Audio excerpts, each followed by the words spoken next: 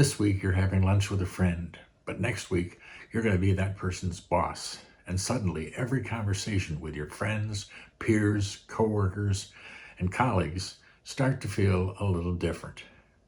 Everybody's paying a whole lot of attention, and people start to feel a little awkward. Everybody's wondering, how is this going to go down? Most importantly, they're thinking, will these relationships have to change? And if so, how? By the end of this video, you'll know how to handle what's going on behind the scenes when you become the boss.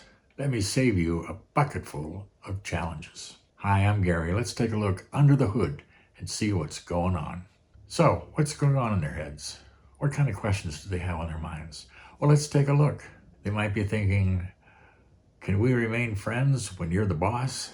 Or simply, what's going to happen to our relationship? Are you going to act any differently now? Are you going to play favorites? Will I have to watch what I'm saying from now on? Are my friends going to start treating me with suspicion? They might be simply thinking, wait, you're going to be my boss now?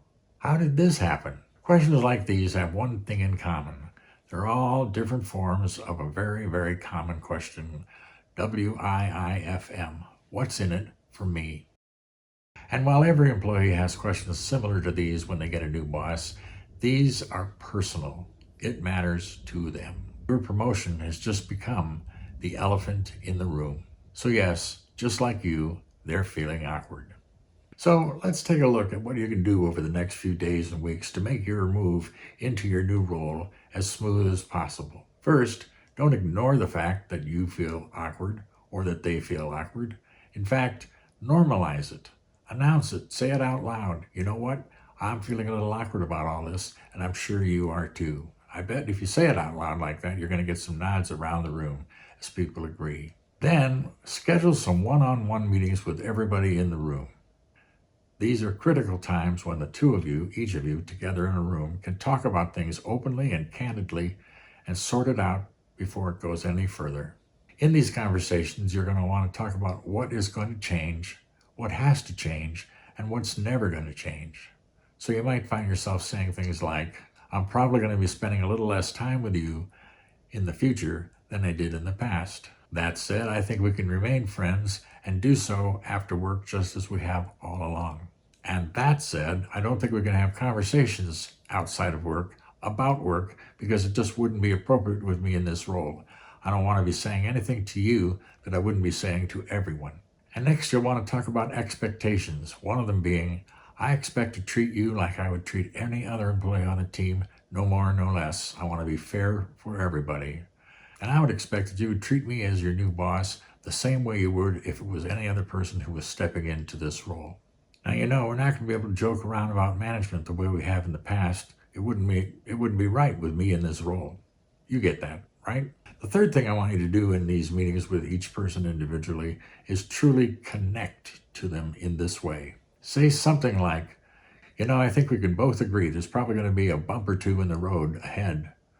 And I would hope that you would cut me a little slack and I would cut you a little slack as we sort all this out. In the end, we'll be happy that we did that. Also, I want you to come to me if you think anything is going south or not working. I'll do the same with you. After you've had your one-on-one meetings, then pull everybody together for a team meeting and talk about the new norms going forward. Reassure them of the respect you have for them. Remind them that while your role has changed, the way you feel about them has not. Finally, I'd recommend not making any rapid or dramatic changes the first few weeks on the job. For example, don't go out and change the schedule right away, or don't go out and introduce a new policy on tardiness, for example. Don't change the day that the staff meeting occurs for a while.